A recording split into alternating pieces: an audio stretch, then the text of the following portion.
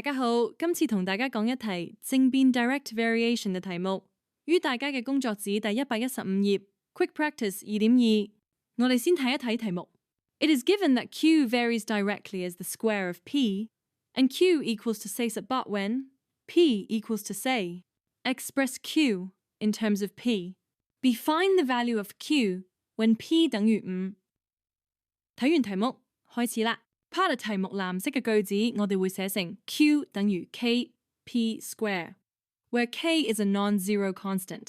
如果能夠將題目嘅文字轉換為方程 Q 等於 K P square， 於 DSE 考試可以得到1A 分。但係紅色嘅一句 where K is a non-zero constant 用錯字眼嘅話，頭先提到嘅1A 分會唔俾，所以大家要小心。跟住黃色嘅一句係將數字代入方程 Q 等於48及 P 等於4。於 DSE 考試題目會複雜一啲，代入正確嘅話可以得到 M 分。之後解方程嘅步驟唔難。